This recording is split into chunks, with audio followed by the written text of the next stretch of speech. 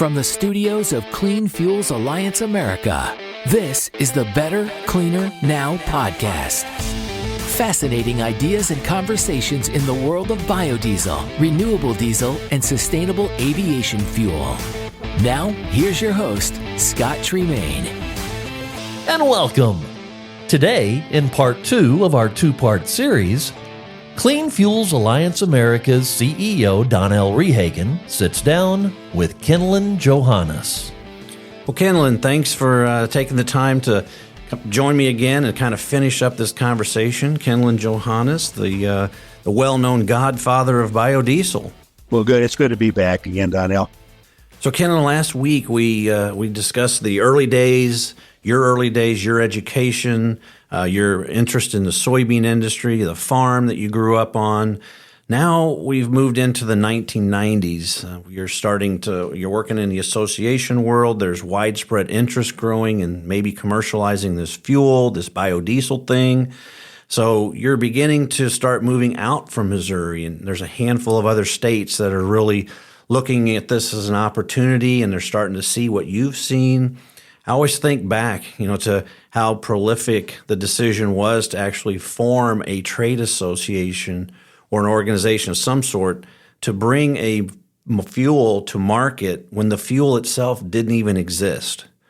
So tell me, take me back. I'm going to back you up a little bit. From Missouri, you get to this coalition of state soybean groups. So what happened next? What is it that led that group to really decide to branch off into this one product and to form this new group over here to take it to the next level? Well, that's a good question, the way to approach it, because, the National Soy Fuels Advisory Committee was very short-lived, but served a very good purpose because we've got to do a formal study. We've got to find somebody to figure out what to do with this or not to do. Do we just jettison the whole idea? And so a group by Information Resources Incorporated, of which Bill Holmberg was part of, Fred Potter was part of that organization. I think Jim Peoples was some of those early names of people that were involved in the ethanol, saw this. And so we put out a request for proposal on what do we do. Well, Information Resources got the bid, so to speak, to do the study on what should be done, if anything. Well, they came back in the IRI report. I don't know if anybody's got a copy. It was a big, thick document, but they said let's form a trade association and have two components to it. Have a market development component to it and have a research component to it. Ethanol was fortunate in some ways. They kind of worked their way through their technical problems just because they had to use the fuel. There were gas lines at fueling stations, and some people still can't realize that ever happened, but so they just got into the gasoline. But the Information Resource set up a research team that looks at the fuel, its components, all the components that it touches, everything that it does, its emissions, have a whole really good research department, and then have a market development component also that will look into where in the world are we going to use this thing. Where are we going to use it? And it turned out we started with transit buses, and we, moved into, some marine applications and just kind of looked around, seeking markets as best we could. But that report then said form the trade association. And so it was called the National SoyDiesel Development Board, was the name of it. But in the back of that report, because again, Bill Holmberg, I'll mention him again, had gotten the Fats and Proteins Research Foundation interested in this. Right at the beginning about using some of their rendered products, used cooking oil, those types of things in the situation. And they thought this product probably needs to be called biodiesel later. Let's get it started with soy diesel, and then later on take a strong look at calling it biodiesel and then the National Biodiesel Board. And that was done about 3 years into it. But we were going, where did we get the funding? We developed, I guess I ended up and being the first, I was interim executive director of the National Biodiesel Board, and then selected the executive director of the National Biodiesel Board. And at that time, I kind of had to jettison myself from the Missouri soybean and Missouri program. That was in 1993-ish, because I ran both programs for a while. And so then we started submitting projects and proposals to all the QSSBs that were interested. and then the United Soybean Board, and then, of course, the American Soybean Association was always the political arm there for us. So there comes this moment in time, and you have this decision to make, right? You're the leader of the Missouri Soybean Association, their board. You as you mentioned earlier, it was kind of a more prominent role that you had, but then all of a sudden you've got this choice to make. Do I want to keep doing that, or do I want to migrate over here to this new fledgling group that I have no idea how this is going to turn out? And you decided to make the leap of faith to the group that you weren't sure how it was going to turn out. So what made you do that, and how many times did your wife call you crazy? Well, I don't know why I decided. I guess it just seemed the right thing to do. It seemed like it was an opportunity that, and it never would come up again. I don't know if this type of thing is going to happen again or whatever, but it was high risk. Yes, it was, because remember I told you we were getting our funding from the United Soybean Board, but the United Soybean Board started collecting in 1991, but they would only collect until 1994, and then the farmers would vote on it to see if it would continue. So that was the biggest funding source for the National Biodiesel Board, and if that funding went away, it could have really weakened, what was going on. Now the QSSBs, we were getting more and more. I think we're probably up to 5, 6, 7, 8 at that time frame, and those QSSBs were coming on, but it was risky, and I talked it over with the wife or whatever, and we decided, and boy, then did the travel start. So she never saw me anyway after that. We had to be all places, all things, all people at all times, and so we asked the board if we could just stay in Jeff City, and they agreed to do that, and there we went. So that answers one of those questions that I continue to hear a lot is like, well, why is the National Biodiesel Board, now Clean Fuels Alliance America, why are they in Jefferson City, Missouri? So there's the answer to it, I guess. In the early days of the industry forming and the trade association forming, the expertise that had developed prior to that to try to bring the product was in and around Jefferson City. You mentioned University of Missouri in Columbia, which is 30 miles to the north. So kind of all that expertise was there. So now we have this National Trade Association headquartered in Jefferson City, Missouri. And as you mentioned, you're traveling everywhere. So who are you talking to? Who are you trying to convince? Are these people that would be users of this fuel? Because if I remember right, in 1993, 1994, there would not have been very much fuel being made. So I'm guessing there was a little bit of all of that. Yeah, yes, it was. And the United Soybean Board, again, was very helpful with that. We had the marketing part and then the research part for biodiesel early on. And Fleshman Hillard was contracted with to work on the marketing aspect of it. And so we had, they kind of looked at the Clean Air Act, the Energy Policy Act, and the like. And again, under the advice of Bill Holmberg and some of the others, we determined that transit buses, were going to be one of our earliest focuses. We also looked at military, but the military has to have a fuel that works, because if the fuel doesn't work in the military, they've got to make sure it's researched. Their machines have to run. You can't get stalled when you're in the military. But so we worked on some of those transit buses all over. So I was in Erie, New York, in the coldest day of the year, I think it was. I went to Wenatchee, Washington. We went to L.A. and New York, and down in the Gulf Keys, maybe looking a little marine usage. And I wish I should have kept a pin and put something in every place I was at over the course of time. But we really chased it out. And we went to the National Transit Association board meetings, and we did a lot of work with Detroit Diesel and with Cummins, because they were the big suppliers of those diesel engines. So a lot of the early work was done on transit. And it proved out, and that's where we came up with the B20 blend rate formula, because as we did different blend rates in these diesel engines and compared the reduction of particulate matter coming out of that tailpipe, the economical threshold was 20%. If you went up to 30, it dropped it off a little bit, but it kept dropping it off, because the more biodiesel you used, the more it dropped it off. but it didn't do it as much. You got below 20%, it really wasn't doing the job. So B20 got started through that transit testing of engines. And, of course, we went to Canada and did testing up in there. Southwest Research Lab did testing for us. And there was a fair amount of, a little bit of research being done pre-National Biodiesel Board days by research labs and soybean research labs in Illinois and North Dakota and Idaho was doing, but that's all they were doing, is research. We wanted to take it into the market development stages, so the research turned more into marketing type research rather than just what works and what doesn't work.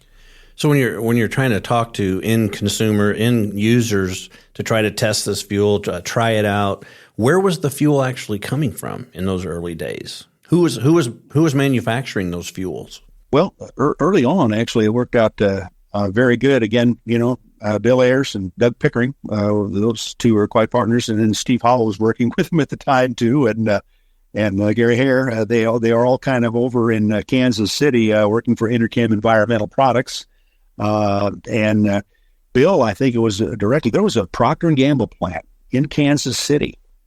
It no longer exists, but at the time they were making methyl esters, which it turns out, simplified biodiesel is a methyl ester per se. I'm not a chemist, and that was one thing. I was always the interpreter between the farmers and the lab people and everybody else. But they were making methyl esters, and Bill contracted with them and said, "Hey, if we get something over here, we'll buy it and we'll sell it." And so it was kind of a distribution point, again, kind of in the middle of the country, Kansas City. Now, Cincinnati had a Procter & Gamble plant also, I think, that would put out methyl esters that people were buying and reselling. Very expensive to try and do. But the United Soybean Board was not only doing good research and, continuing all the programs, they were interested in helping biodiesel and saw biodiesel as the opportunity to help pass the checkoff.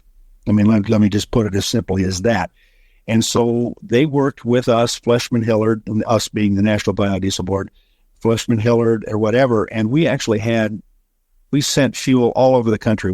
They donated at least a 55-gallon drum to any transit that wanted to try it for just, a couple 1,000-mile tests, or they ended up, giving a tanker to somebody who really wanted to do a long-term test. And then all these results started going. They've got momentum. And I think it actually helped pass the checkoff. And the soybean checkoff has been here ever since with us, kind of tied together. But so, yeah. That was all toll processed out of Procter & Gamble facilities early on in Cincinnati and Kansas City. So you're beginning to get some momentum, as you mentioned. You're starting to find fleets that might use it, transits and e-packed fleets, that needed to use cleaner fuels and had benefit to use those cleaner fuels. So lead us through how the next steps to me would be, who's going to produce these fuels on a mass scale, on a commercial scale? So when did you start to see, and who were the early companies that were trying to take this soybean oil and make it into tens of millions of gallons of biodiesel?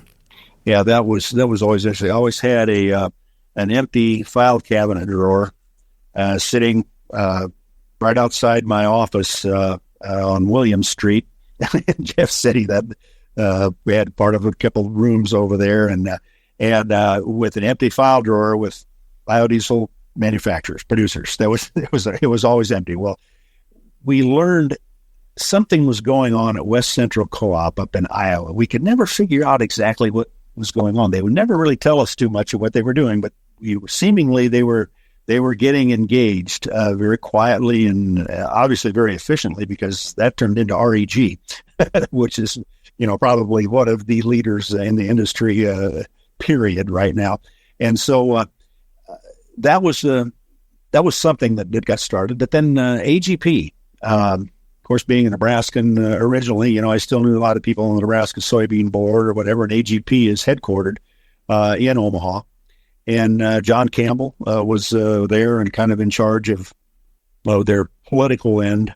And so the fuel, like anything else, it needs assistance politically too, because, as we learned, petroleum is subsidized. Your energy and your food are your two most important things, and the government have to make sure that those both exist and are consistent and are diverse. So that's what helped us too. But AGP dipped their toe in the waters. I took the truck Brownie up there and went to one of their board meetings. AGP was there, and they, I believe, were the first ones to announce that they were going to put up a facility in Sergeant Bluff, Iowa, and that was the first, as I understand it, especially or specified biodiesel plant in the United States. Although West Central might have had one, they weren't telling anybody. So there's your early pioneers then. For our industry, you'd be talking about West Central Co-op, which is now REG, which is now Chevron REG, and AGP as feedstock suppliers and producers. So and this again would be the mid 1990s. Is that accurate, or late 1990s? Is that the time frame we're now at with those guys producing? Yeah, we're 96, right in that area. Yeah, and of course there was Twin Rivers out of Boston. A gentleman out there bought an old Procter & Gamble plant, and he was going to, make some fuel. I don't think that really got moving, although I think Gene Gabolis might have come out of that tree of the thing with Jim Ritchie, I believe his name was, Gene can probably recall that a little bit better than I am. And I even worked later with Ming Singh down at NOPEC in Lakeland, Florida, later at a biodiesel facility when I left NVB. But there was some activity going on in that Boston area with Twin Rivers Technologies, and I'm trying to think that was probably it. It was high risk, and again, everybody was just dipping their toe in the water, and I still think there was probably some toll processing going on, from some of the other Procter & Gambles, but that got interest for them too. Said, wait a minute, these guys are buying this stuff and doing what? Because it wasn't used for that. In the meantime, it was more like a pharmaceutical product or, other types of products that it was used for. So it was healthy, obviously. It wasn't carcinogenic or anything like that. So that was always our advantage for those making it. So. Well, it's again those early pioneers. You're talking about the government leaders and the farmers who are very early on kind of seeing this vision of this possibility of a fuel. But it's those early pioneers in the production side that I always also think so highly of, because, the late 1990s, even early 2000s, there was really not a government subsidy to speak of. The biodiesel tax credit didn't come into place until 2005. Mm-hmm. So those that were producing a fuel prior to that were doing it, without a safety net, so to speak, right? They were doing it all on their own.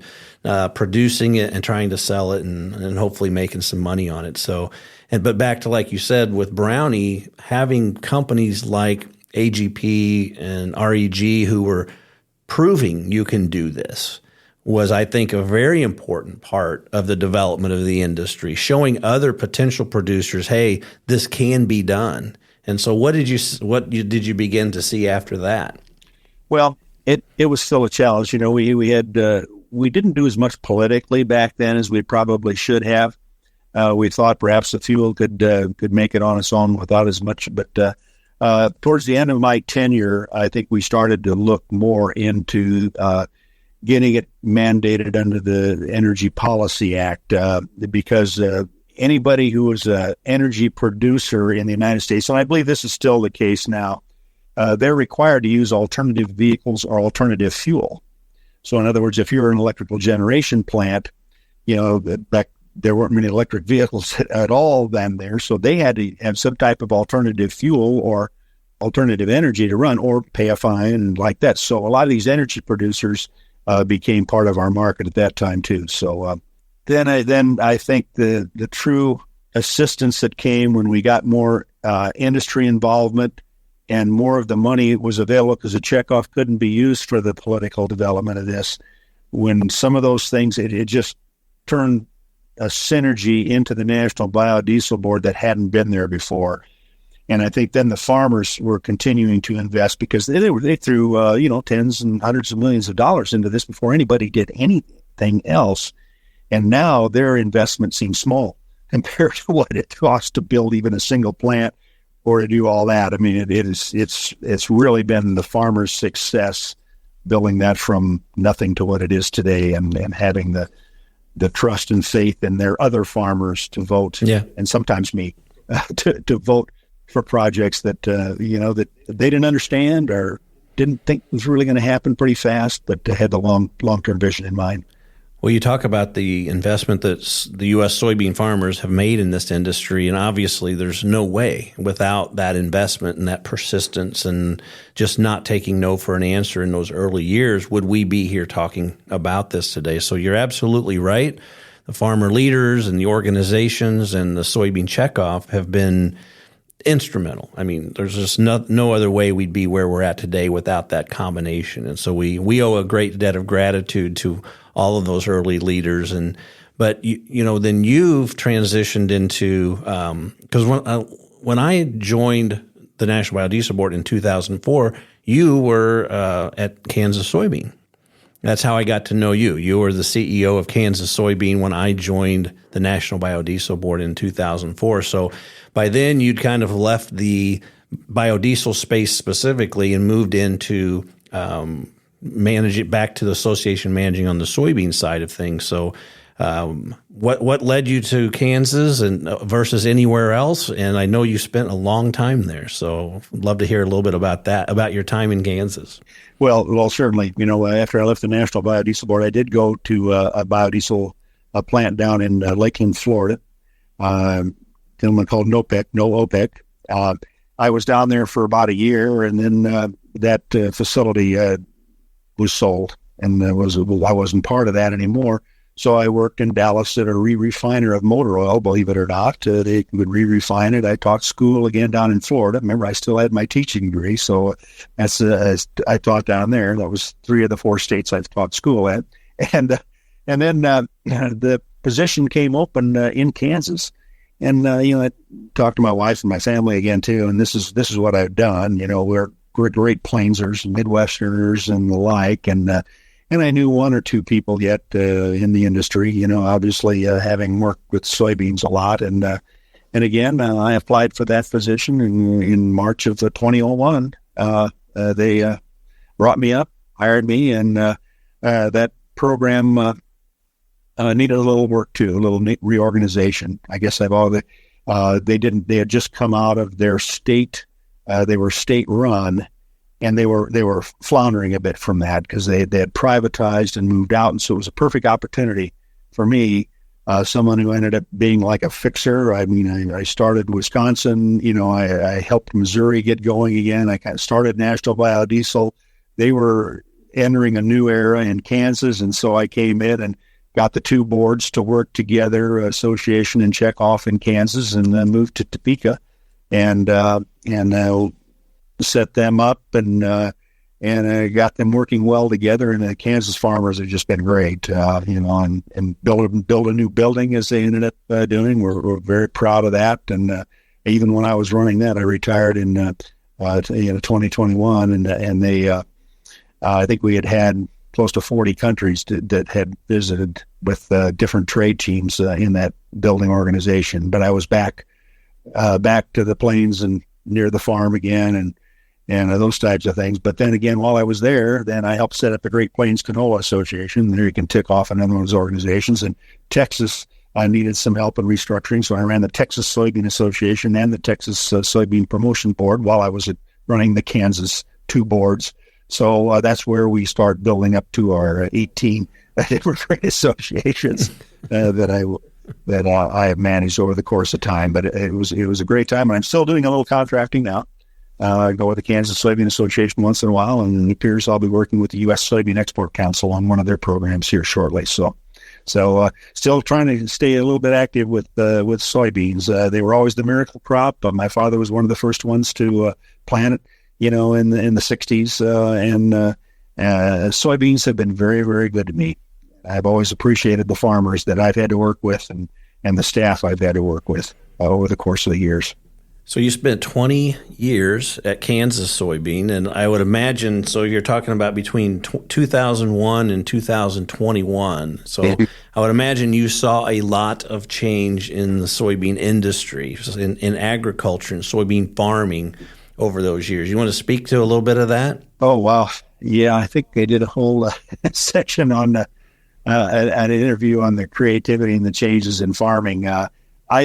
I think if I stepped into a tractor today, I don't even know if I could start a tractor. It's like I still remember when one had a crank on it one time when the battery didn't work out. I know I'm old, maybe not that old, but and I don't think they have cranks on them anymore. But so yeah, it's just amazing how the farmers that have joined with their other family members. And that's the way most farms, because it's not as labor intensive as it was, but it's labor management intensive. You've got to have a team, like a father, grandfather, son, maybe a in-law or somebody, all kind of working together to do the managerial part of it and understand and stay ahead of the technology that's coming down right now. I could have never imagined what's going on with the technology, but it's so good, so efficient, and it's almost overwhelming. And when you talk to people from other countries, and we've had teams in from Eastern Europe and the like, they're just blown away looking at what farming is doing and how farming operates. I am a bit too with the way it works, but again, it's growing things, it's creating things, it's being your own boss and your own manager as much as you really can, and it's still a great way of life. It's changed a little bit. There's probably not as many victory gardens in the backyard as there used to be, and I doubt there's a small little flock of chickens. Those are mostly in town now, behind somebody. But visionaries, one and all, farmers have always been creative, resilient, and just what really held this country together. And I think it's one of the things that has made this country as strong as it is there's many people that own land and have land and take care of this land because they really understand its value and worth, and they have to live off of it, but they also understand they have to sustain it and renew it. That, for me, that adaptation to what's new, farmers always tend to be willing to try something. They may sometimes be hard to convince, but they're always willing to try something. And the technology changes in agriculture over the last 30 years have got to be a little bit challenging, but also really exciting, for farmers when you think about the technology that's, in the tractors, in the combines. And when you think about the science that's in the seed that's going into the ground, I mean, we as an industry depend on soybean farmers to bring the largest amount of feedstock to the marketplace for our biodiesel, renewable diesel, and now sustainable aviation fuel producers to be able to turn into these fuels. And so, we're all up in the back of the room cheering and rooting them on to grow more and to be more productive in the fields. And you've seen that over the last decades. And so it is really, unfortunately, an industry the average American doesn't know a whole lot about. They go to the store and they pick up the apples off of the produce, or they go down the aisle and get the frozen whatever it is, and they have no idea where that food came from and what went into producing that. And it's such an impressive industry, and I wish more people had a chance to see it in action and to see the people that really, devote their lives to making sure not only we in the United States, but a lot of the rest of the world get to eat at night. And so for our farmers, I mean, we owe them a huge tip of the hat and a huge debt of gratitude, not just for our industry, but in general. So I know you know that, and you've experienced a lot of these great farmer leaders over the years too, that just like you feel the call to lead and serve their fellow farmers and their fellow Americans by being part of these groups, these associations, these industry groups that are trying to do a better job of feeding and fueling America. Well, and the increase is somewhat dramatic when you put it in big chunks, because when the United Soybean Board was formed again in 1991, I think we did some videos or whatever, and we were raising 1.9 billion bushels nationwide of soybeans. And then I think 20 years later, it was 4 billion, and now I'm sure it's approaching 5 billion bushels.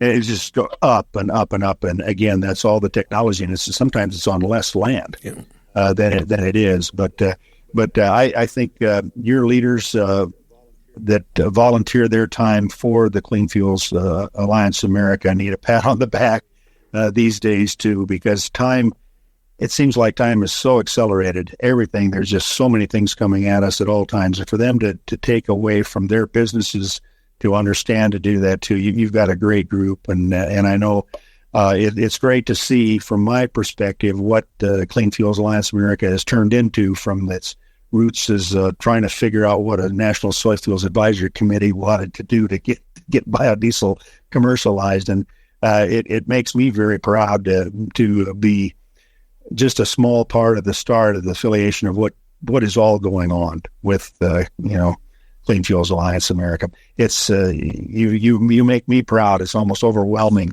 to look at everything you do, and all the different facets you have to deal with that didn't even exist back then either. You talk about the complexities of farming.